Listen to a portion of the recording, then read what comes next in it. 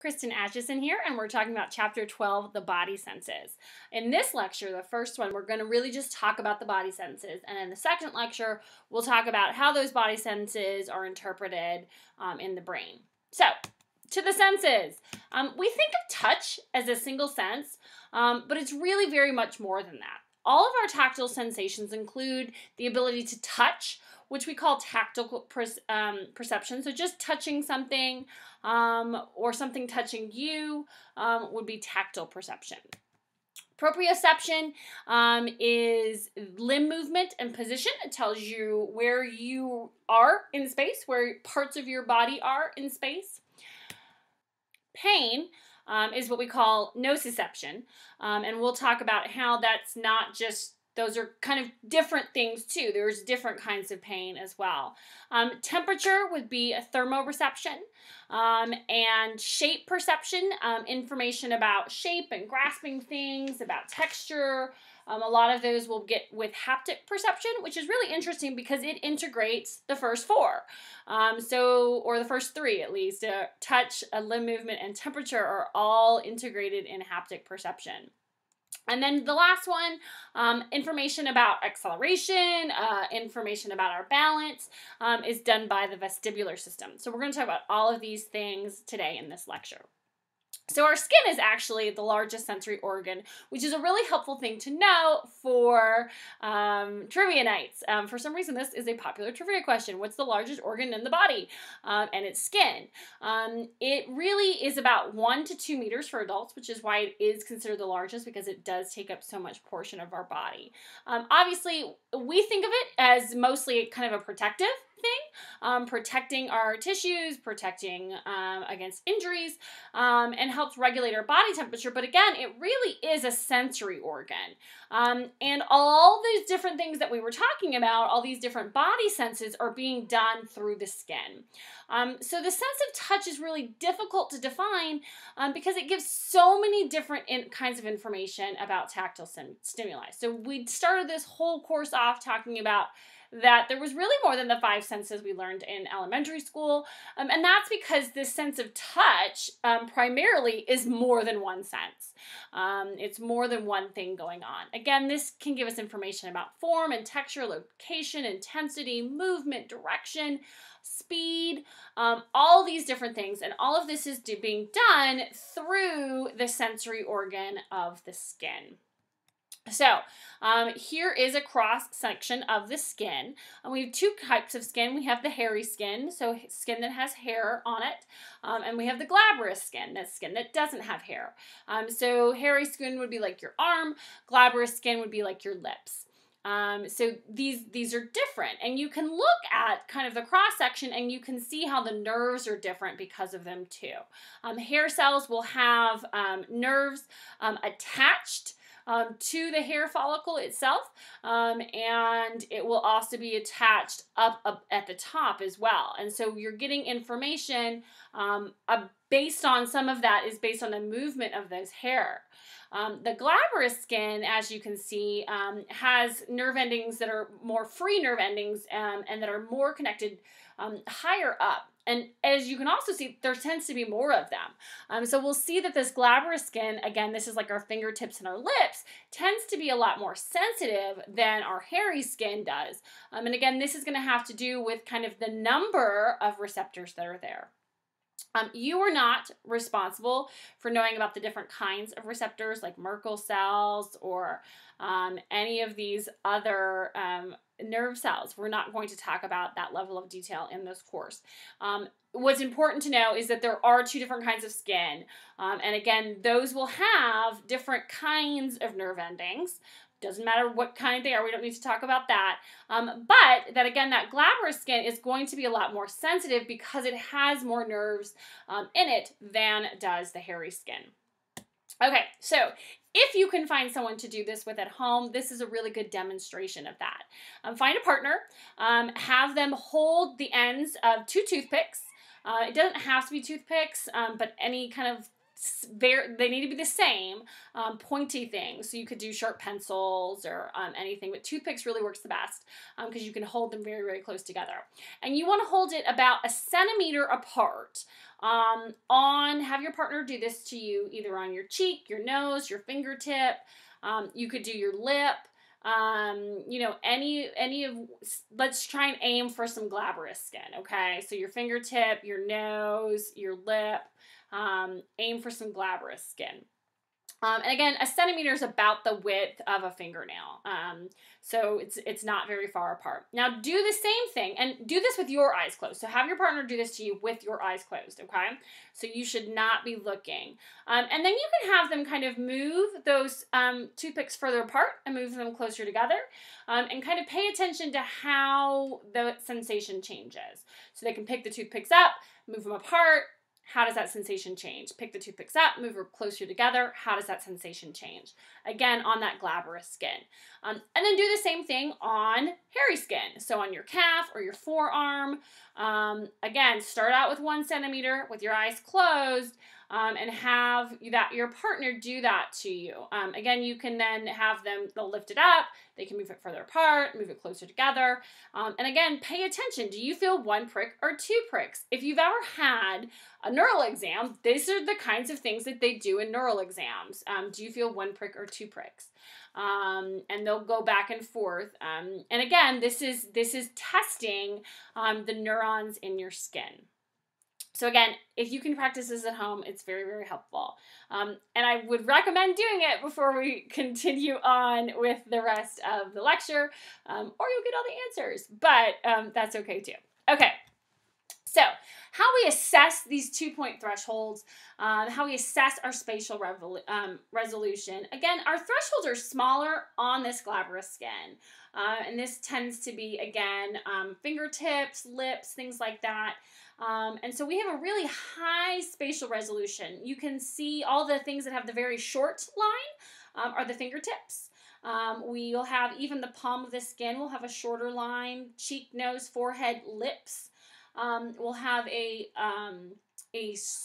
shorter line, whereas that hairy skin, the calf, the thighs, bellies, back, breasts, shoulders, upper arms, forearms, they're going to have a lot lower resolution.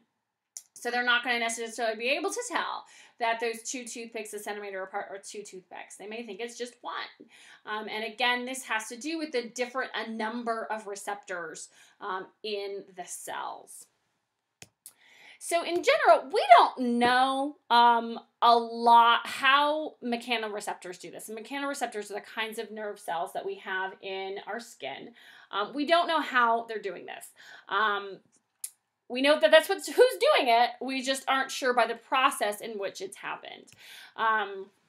There's some evidence, however, it's inconclusive, so this is not definitive, that it may be that the hair cells and the mechanoreceptors themselves really use that mechanical force in the same way that the hair cells in the cochlea are doing that to transduce movement. So that fluid in the cochlea that's transducing those hair cells that are misplacing those hair cells, which transduces into neural signals.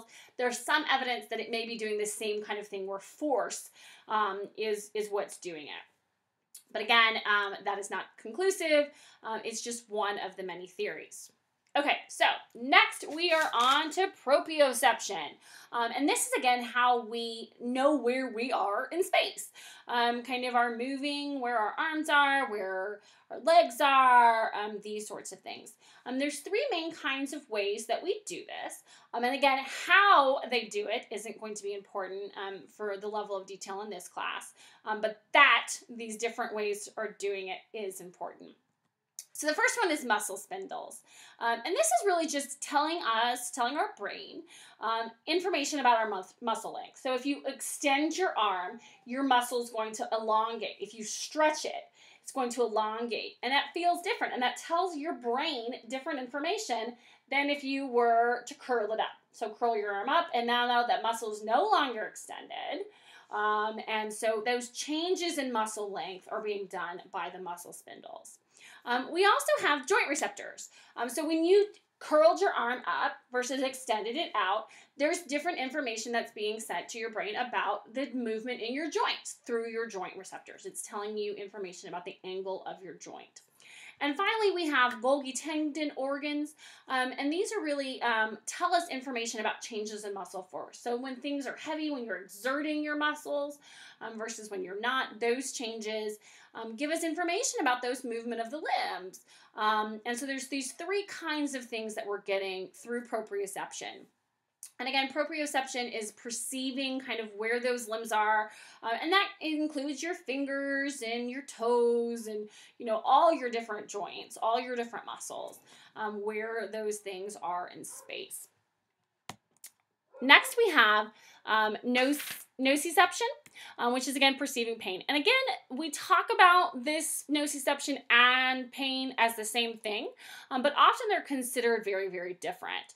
This term was first introduced by Charles Sherrington, and his intent was to really distinguish between kind of noxious versus really harmful kinds of responses and how we respond to it.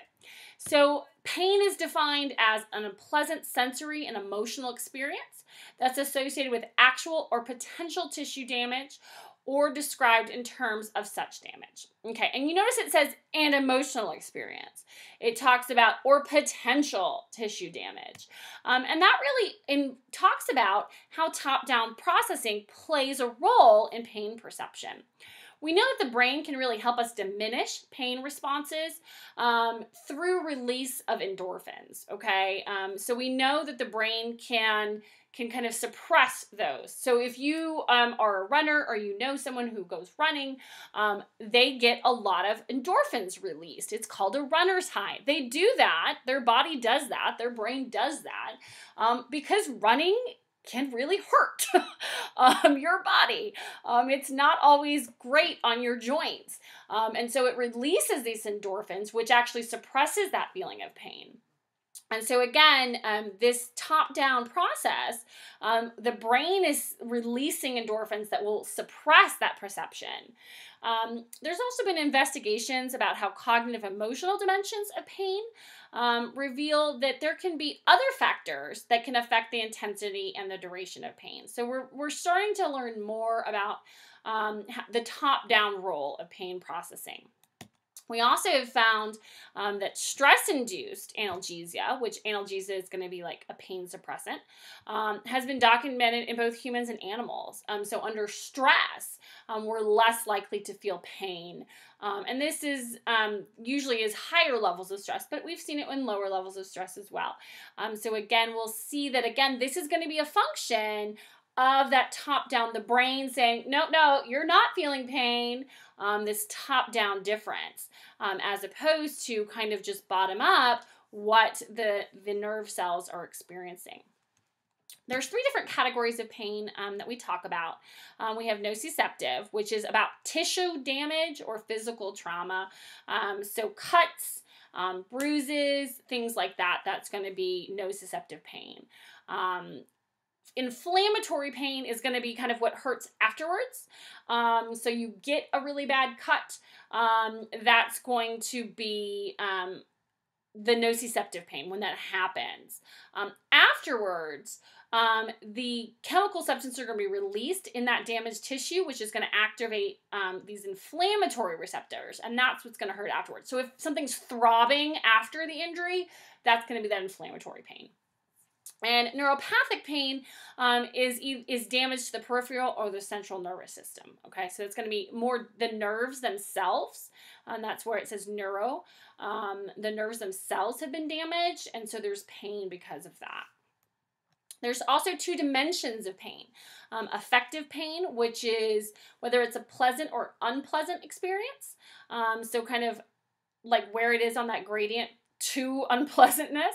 And discriminative. Sorry about that. And discriminative,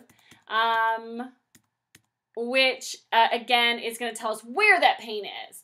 And so we can have any three of these categories of pain and then have each of them will be on these two different dimensions.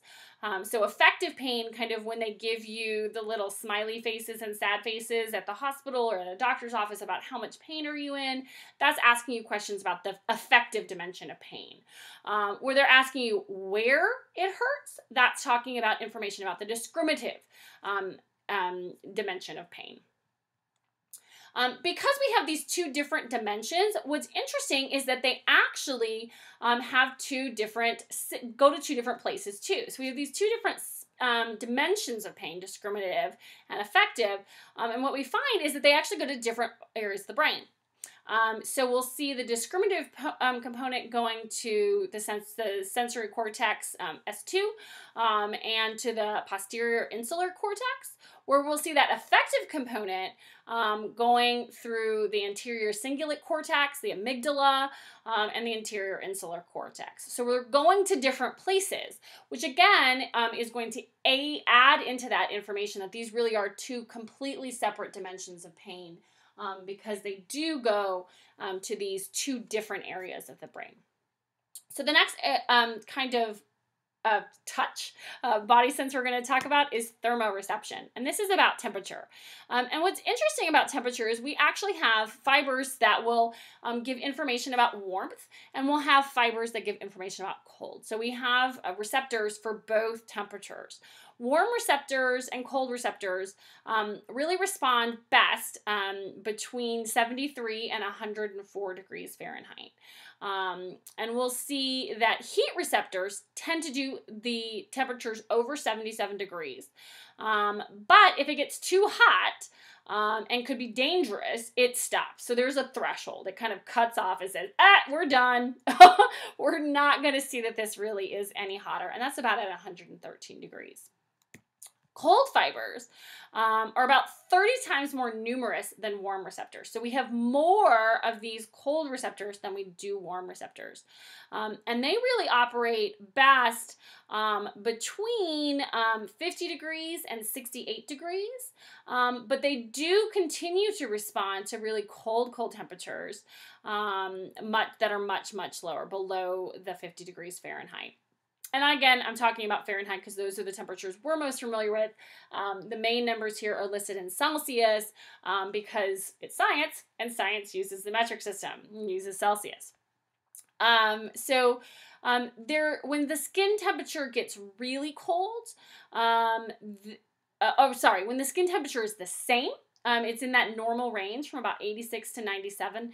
A person's not going to really detect any kind of thermal sensation. So if somebody touches you and they are in this same 86 to 97 degrees, you're not going to notice anything about how hot or how cold they are. You're going to notice that they're touching you, but those warm or cold fibers aren't going to be activated. But those are still firing, which is what's so interesting. Even though you're not sensing cold or heat, both of those are still still firing, and information is still being passed along. We notice really abrupt changes in temperature, and that's really important for us.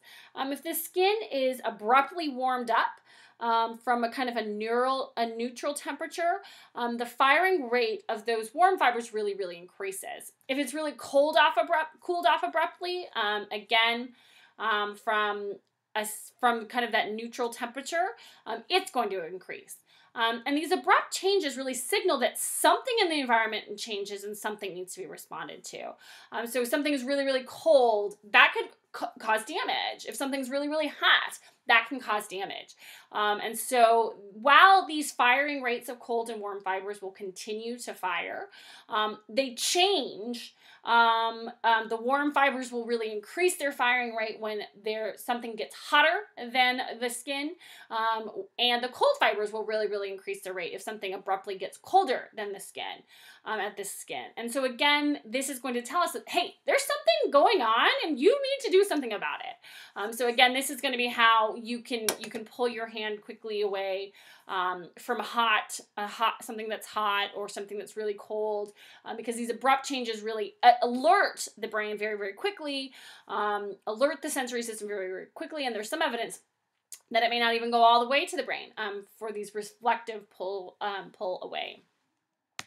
So kind of to sum up those three, and this is a really nice table from your textbook that does this for you. We have proprioception. Again, there's the 3 different kinds of sensory receptors that are doing this. It's nice. It talks about the locations, kind of where these are, talks about what they're responding to, and it talks about their function. Again, it does this for nociception too. This is table 12 too in your book. It's on page 402. Again, this one, it's not going to be a really important, kind of that middle fault, the A delta and the C fibers. You don't need to know this. I don't need that level of detail. But knowing that kind of what the major sensory receptors are called, so nociceptors, thermoreceptors, kind of where they are, and what they do is very, very helpful. So this is a good table I encourage you to spend some time with in your textbook. Okay, so we talked about how haptic is really kind of a combination of this. So haptic perception is recognizing objects by touch. So you're blindfolded, somebody puts a pair of scissors in your hand, which I just put in my hand, and I can feel that one end's sharp and that's the metal's kind of cold. The plastic's not as cold and I can feel that. I would recognize that these are scissors. And this is, again, a combination of senses, okay? I talked about, hey, the metal's cooler than the plastic is. The sharpness of it is the shape, the differences in textures between the metal and the plastic. This is all haptic perception. And again, it's really a combination of several of these perceptions. So again, it's really a combination of the tactile perception, again, when the basic kind of what we think of as touch. It's got a combination of the proprioception, and it's got information of even thermoreception, as I indicated when I was talking about those scissors. How we figure this stuff out is called exploratory procedures. And this is what you do, right? You move your hands around the object. Does your grip change depending on where you're gripping it? So if I'm gripping the scissors by the blades, my hand's going to be a lot tighter. I'm getting information about proprioception, about how my joints are bent. I'm going to get information about how my muscles are, versus when I have to widen my hand to hold it around the top of the scissors, that's going to give me information as well. And so again, it's depending on the size of this object, I may not be able to touch the whole thing. And so we've got to kind of touch out different pieces, this exploratory behavior. And what's fun is that we do this, you've been doing this your whole life. If you're trying to figure out the texture of something, you'll kind of rub your finger kind of in a circular motion or back and forth. You're trying to figure out the texture of something. The hardness, you're going to apply pressure. Temperature, if you're trying to detect the temperature of a child, you put your hand static on their forehead, right? That static contact, you're trying to get information about temperature. You would do the same thing with an object. Weight, you'll do by kind of the unsupported holding, kind of putting it in your hand. Enclosure, kind of the volume and the shape of it. Contour, following the edges to figure out kind of what the edges are. Function, so if I were to put my hands through the finger holes and clip them, that would give me even more information about, that would be a function test. Part motion test would be the opening and the closing of the scissors. That's giving me information about how this object moves. And all of these really combine to be able to tell me, hey, this is a pair of scissors. So again, we get information about motion by rubbing the skin along the surface to get information about hardness. To get information about shape is usually done by running the fingers over the edge and grasping the whole object in the hand. So when I talked about kind of the difference, proprioception between grasping the blades versus grasping the top, those were the exploratory procedures I was doing to get information about the whole thing. Kind of when I run my finger on and feel the sharp blades at the end, that's going to be that exploratory position where I'm running my fingers over the edges, and that's going to tell me information about the shape.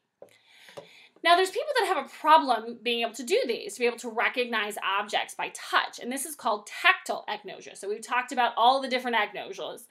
We can have a problem where someone can't touch these things. Now, they'll be able to recognize them by sight because this isn't visual agnosia, but this will be tactile. And just as you would think, it's going to be an issue where we have damage to the part of the brain and the parietal cortex, specifically the sensory cortex, S2. So just like we saw that these functional areas, we knew about them because of these different agnosias. Tactile agnosia is no different. The final one that we're going to talk about is the vestibular system, and this is again about our balance and our acceleration. So when we watched the video about the ear, I said, hey, don't watch the whole video about the ear, the whole crash course video about the ear, just kind of cut it off at about 7.5 minutes. That's because that was doing all the auditory sense. After 7.5 minutes, it starts talking about the vestibular system. And so I want you to go back and finish that video now to see that vestibular system. And again, this is about perceiving balance and acceleration. It tells us about speed. It tells about all these sorts of things. This is done through two different parts of the vestibular system. We have the semicircular canals. There's 3 of them. They're all at different kind of planes. If you think about kind of 3D space, they're all telling us information about where our head is in terms of 3D space. We also have information in the otolith organs. The vestibular system again has those semicircular canals, which give us information about rotary motion and balance, where the uticle and the saccule give us information about acceleration and head tilt. And again, that crash course video is highly recommended. They do a really good job of talking about that. The movement of the hair cells, just like in the cochlea, is going to be responsible for sending that information from both the semicircular system and the otolith organs to send that information to the brain. So there's going to be hair cells and fluids, just like we saw in the cochlea, because again, we're right there together. And so we're going to see that same kind of information. So again, here is pictures of the vestibular system. Those little loopy things are our semicircular canals. You don't need to know the names of the different semicircular canals or the different planes or any of that, or the different parts of the semicircular canals, just that the semicircular canals are there and they're giving us information. Just the same way that you need to know about the otolith organs, the uticle and the saccula, and again, that both of those are giving us information about balance and acceleration. Okay, so that ends our discussion about the body senses. Thanks.